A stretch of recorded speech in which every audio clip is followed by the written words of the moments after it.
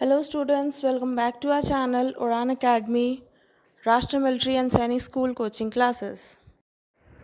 So here we are going to explain you the administrative changes after the revolt of 1857. Okay? The 1857 revolt was a shock to many assumptions held by the British Raj in India. जो 1857 का जो विद्रोह हुआ ना, उससे British राज के अनेक अवधारणाओं के लिए एक गहरा आघात था। यानी कि जो अजम्पशंस थे, ब्रिटिश राज के बहुत सारे अजम्पशंस थे, वो उनके लिए एक शॉक था कि ये 1857 रिवोल्ट कैसे हो गया।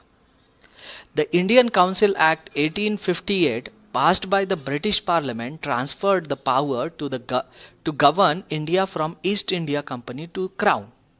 यानी कि क्या होता था, 1857 से पहले जो सत्ता थी वो ईस्ट इंडिया कंपनी के पास थी, लेकिन फिर 1858 के अंदर ये कानून आया, इंडियन काउंसिल एक्ट 1858, यानी भारतीय परिषद नियम 1858।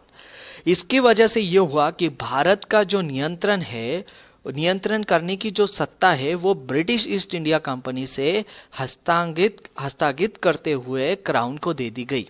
यानी कि जो राजा रानी है, उस वक्त तो क्वीन थी, क्वीन एलिजाबेथ, उनको सौंप दी गई। तो इस डायग्राम के जरिए हम समझते हैं कि इंडियन काउंसिल एक्ट जो है वो एक्चुअल है क्या। जैसे ही रिवोल्ट शांत हुआ, ब्रिटिश पार्लियामेंट ने यह कानून पास कर दिया। इंडियन काउंसिल एक्ट 1858 जो कानून है ये तुरंत उन्होंने पास कर दिया। 1857 तक क्या होता था कि सत्ता सीधे गवर्नर जनरल के पास थी, जो अपने एग्जीक्यूटिव काउंसिल के जरिए ये चलाते थे। गवर्नर जनरल जो थे वो ईस्ट इंडिया कंपनी के जो एक नुमाइंदे थे, और वो उनकी रिस्पॉन्सिबिलिटी और आंसरेबिलिटी जो थी वो ईस्ट इंडिया कंपनी के जो डायरेक्टर्स थे, बोर्ड ऑफ कंट्रोल थे, उनके प्रति थी।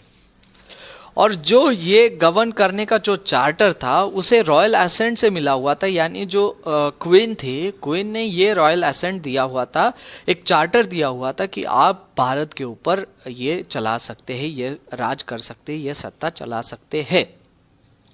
लेकिन 1857 के स्ट्रगल के बाद ये हुआ कि ब्रिटेन की पार्लियामेंट को ये समझ में आ गया कि सत्ता को सीधे अपने हाथ में लेना बहुत जरूरी है, और इसीलिए उन्होंने सेक्रेटरी ऑफ स्टेट को अपॉइंट किया। सेक्रेटरी ऑफ स्टेट यानी राज्य सचिव को अपॉइंट किया, जो अब सीधे सीधे भारत पर नियंत्रण रख रहे थे। अब जब हम बात करते हैं कि रॉयल कंट्रोल, तो हम जानते हैं कि ब्रिटेन में राजा रानी का शासन है और वो अब तक चला आ रहा है। लेकिन इसका मतलब ये है कि पार्लियामेंट के तहत ये काम करते हैं, और जो पार्लियामेंट कहती है उसको ये एसेंट देते हैं, ये जो सिर्फ एक सील के लिए राजा या रानी होते हैं। The appointment of secretary of state aided by the council diminished the viceroy और governor general's role in governing India. जो राज्य सचिव की जो नियुक्ति थी, सेक्रेटरी ऑफ स्टेट की जो नियुक्ति थी, जिन्हें एक परिषद का सहयोग था, एक गवर्निंग काउंसिल का एक सहयोग था, वो उसके आने की वजह से क्या हुआ कि जो गवर्नर जनरल थे उनका रोल धीरे धीरे कम होता गया। The British Raj in India became even more reactionary. पहले क्या होता था कि जो गवर्नर जनरल है वो इंडिया में रहते थे और यहाँ के लोकल प्रॉब्लम्स को समझते थे और उस प्रकार अपनी सत्ता को चलाते थे। लेकिन अब यह हुआ कि the secretary of state appoint किए गए, जो राज्य सचिव है, उनको नियुक्त किया गया, और उनका ऑफिस जो था वो लंदन में था। तो लंदन में होने के कारण ये जो सत्ता थी, ये जो ब्रिटिश राज था, वो एक प्रतिक्रियावादी बन गया, रिएक्शनरी टाइप बन गया। The main tenets of British Raj now became, जो इसके ब्रिटिश शासन के जो मुख्य सिद्धांत थे वो अब ये बन गए। यानी कि पहले जो 1857 के रिवोल्ट से पहले कुछ उनके सिद्धांत थे, और उसको थोड़ा परिवर्तन करते हुए उन्होंने समय के मांग के हिसाब से उसमें चेंजेस किए। तो पहला सिद्धांत यह था कि डिवाइड एंड रूल, मतलब कि फूट डालो और राज्य करो। उन्होंने सेना में फूट डाली, उन्होंने सिविल सोसाइटी में फूट डाली, यानी नागरिक समाज में फूट डाली, उन्होंने प्रशासन में फूट डाली। उसके बाद सेकंड पॉइंट यह था कि merely 100% control of Britishers on important government posts and elected representative bodies। यानी कि जो महत्वपूर्ण सरकारी पदे थे, यानी और जो निर्वाचित जो निकाय थे, यानी जो इलेक्टेड रिप्रेजेंटेटिव्स थे, और जो महत्वपूर्ण सरकारी पदे यानी गवर्नमेंट पोस्ट थे, उस पे 100% 100% जो था ब्रिटिशर्स का, गौरव का ये कंट्रोल था। उसके बाद उन्होंने क्या किया कि मैक्सिमम एक्सपेंडिचर ऑन आर्मी के ऊपर उनका जो व्यय था, उनका जो खर्च था, वो उन्होंने बढ़ा दिया। अब देखते हैं कि की changes made by the British in army post 1857 revolt, यानी जो 1857 का रिवोल्ट हुआ उसके बाद ब्रिटिश ने आर्मी के अंदर क्या क्या चेंजेस किए। Division of society into martial and non martial camps. पहले तो उन्होंने जो सोसाइटी है उनको दो हिस्सों में बांटा, एक है मार्शल और दूसरी है नॉन मार्शल। मार्शल कैंप में आते थे अवध, सेंट्रल इंडिया और बिहार। ये जो लोग थे ये विरोध करने वाले लोग थे। हमने देखा कि 1857 के रिवोल्ट के टाइम जो था ब्रिटिश सरकार, ब्रिटिश इंडिया के जो सेना थी उनके लोगों ने ज्यादा रिवोल्ट किया। और हम ये भी जानते थे कि 75,000 soldiers in British India were from Awadh, which made more than 50%, 50% से ज्यादा जो सोल्जर्स थे ब्रिटिश इंडिया आर्मी में वो अवध से थे। तो उन्होंने इनको मार्शल ग्रुप में डाल दिया, और जो पंजाबीज थे, गुरखास थे, पठान थे, उनको नॉन मार्शल ग्रुप में डाल दिया।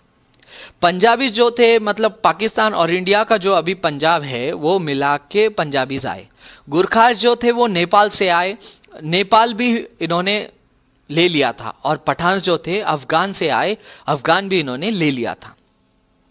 Europeans to control all strategic post and location, यानी कि जो बहुत इंपॉर्टेंट स्ट्रैटेजिक पोस्ट थे, यानी जहां रिवोल्ट होने की बहुत संभावना थी, बहुत चांसेस थे, वो इंपॉर्टेंट पोस्ट के ऊपर जो है वो ब्रिटिशों ने, यूरोपियंस ने अपना कंट्रोल रखा। Communal, caste, tribal and regional loyalties were encouraged, यानी जो सांप्रदायिक थे, जो जातीय, आदिवासी और क्षेत्रीय, ये वफादारियों को इन्होंने ज्यादा प्रोत्साहित किया। Complete control was now exerted on princely states, यानी कि जो प्रिंसली स्टेट्स थे, जो रियासतें थे, उन पे अपना पूरा नियंत्रण कैसे बना रखे उस पे उन्होंने ज्यादा ध्यान दिया, और ये कंप्लीट नियंत्रण रखने का उन्होंने दावा किया। अब मूव करते हैं अगले पॉइंट पे, जो है फॉरेन पॉलिसी ऑफ इंडिया, यानी कि भारत की विदेश नीति क्या है। यह समझने से पहले हमें यह समझना पड़ेगा कि 2015 में भारत की फॉरेन पॉलिसी क्या है। Who decides the foreign policy of India in 2015, कौन तय करता है कि भारत की विदेश नीति क्या है। India foreign policy is a vast system, यानी कि भारत की जो विदेश नीति है वो एक बहुत बड़ा तंत्र है।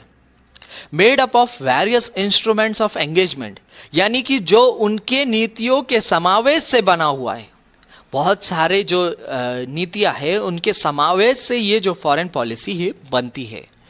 Whose leader is the foreign minister, यानी कि जो विदेश मंत्री होते हैं वो है इस फॉरेन पॉलिसी के लीडर होते हैं। Aided by the bureaucracy called foreign ministry of India.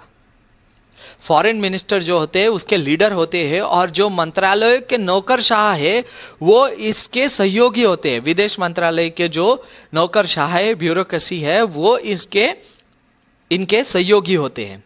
Supervised by the cabinet and prime minister, यानी कि जिसका निर्देशन प्रधानमंत्री करते हैं और कैबिनेट करते हैं। प्रधानमंत्री और जो कैबिनेट होती है इसका पूरा निर्देशन करती है। Ratified by the parliament of India, यानी अनुमोदन जो है वो संसद करती है। एक चुनावी प्रक्रिया को समस्त भारतीयों के लिए के द्वारा, यानी कि इलेक्शन प्रोसेस होती है और उसके द्वारा ये पार्लियामेंट आती है और फिर उसका अनुमोदन करती है। उसके बाद है British wanted to conquer maximum territory in Asia and Africa, यानी कि ब्रिटिश जो है अफ्रीका और एशिया के अंदर अधिकतम संभव क्षेत्र जीतना चाहते थे। To do this, they used India's resources, military, finance to power their expeditions. यानी इसको जीतने के लिए भारत के संसाधन जैसी कि सेना हो गई, उसके बाद वित्त हो गया यानी पैसा हो गया, फाइनेंस, इसका भरपूर इस्तेमाल ब्रिटिशों ने किया. They attacked all neighbors, Nepal, Afghanistan, Burma and Bhutan. यानी कि जो हमारे पड़ोसी थे, नेपाल हो गया, बर्मा हो गया, अफगानिस्तान हो गया, भूटान हो गया, इन पर उन्होंने कई हमले किए. इन 1814 the Nepal war was fought. 1814 के अंदर नेपाल का युद्ध लड़ा गया और जिसमें नेपाल हार गया. और नेपाल हारने के बाद उन्होंने गढ़वाल का, कुमाऊं, तराई, सिक्किम, ये जो क्षेत्र थे ये ब्रिटिशों को सौंप दिए. और ब्रिटिशों ने जो नेपाल ने अपन ब्रिटिश रेसिडेंट स्वीकार कर लिया. अब ये रेसिडेंट क्या होता है? अब ब्रिटिश जो थे ये कम मात्रा में थे और ये क्षेत्र जो था वो बहुत बड़ा था. भारत का क्षेत्र जो अभी इंडिया है, पाकिस्तान है, बांग्लादेश है, नेपाल है, अफगानिस्तान है, बर्मा है, ये जो क्षेत्र है इस पर कंट्रोल करना बहुत मुश्किल जा रहा था. तो ब्रिटिश ने एक नई पॉलिसी लाई थी, रेसिडेंट. मतलब वो क्या करते थे कि राजा को हुकूमत करने का वो आदेश देते थे, लेकिन वहां उनका एक मिलिट्री जनरल होता था जो अपने टुकड़ी के साथ वो वहां रहता था. उसके बाद जो है the British empire had reached the Himalayas now. यानी कि ब्रिटिश साम्राज्य जो है अब हिमालय तक पहुंच चुका था. Burma was conquered through 3 wars in 19th century. जो 19वीं सदी थी उसके अंदर 3 जंग हुए और ये जंग जो है, ये युद्ध जो है ये 60 साल तक चला.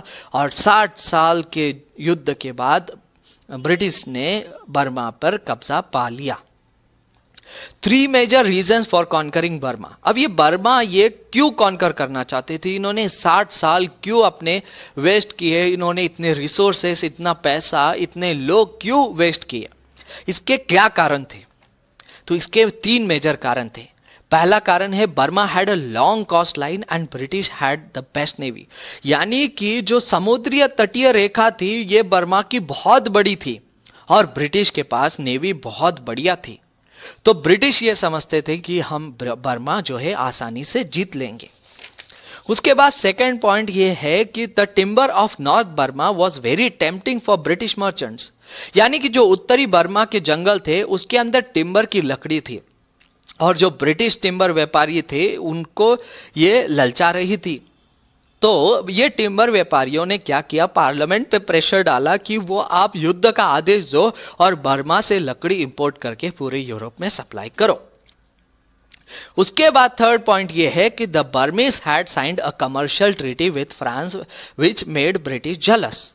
हम ये जानते हैं कि ब्रिटेन और फ्रांस के बीच में काफी सालों तक युद्ध चला रहा और अब जब बर्मा के राजा ने फ्रांस के साथ एक व्यापारिक समझौता किया था तो उसके वजह से ब्रिटिश को काफी ईर्ष्या हो गई. वो ईर्ष्यालु हो गए, वो जलस हो गए.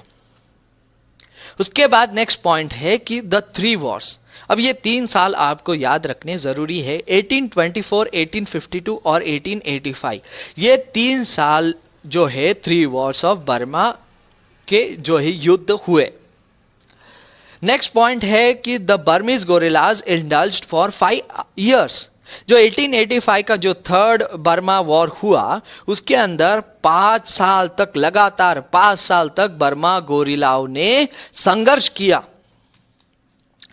उसके बाद the British wanted safe zone in central Asia. British चाहते थे कि एशिया के अंदर एक सुरक्षित क्षेत्र वो चाहते थे, इसलिए वो अफगानिस्तान को एक आइडियल लोकेशन मानते थे. So they attacked Afghanistan thrice and won each time. तो उन्होंने अफगानिस्तान पर 3 बार हमले किए और हर बार वो अफगानिस्तान का इलाका जीते, लेकिन हर बार अफगानिस्तान वापसी कर लेता था. तो the British realized that keeping the subordinates for long time is not possible. यानी कि ब्रिटिश को यह एहसास हो गया कि अफगान को दबा कर रखना ज्यादा समय तक नामुमकिन है.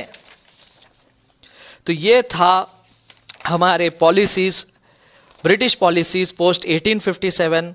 होप आपको ये लेक्चर पसंद आया होगा. और इसे सब्सक्राइब करें, चैनल को सब्सक्राइब करें ताकि मैं और वीडियोस बना सकूं और उसे ज़्यादा से ज़्यादा शेयर करें। Thank you for watching. Have a nice day.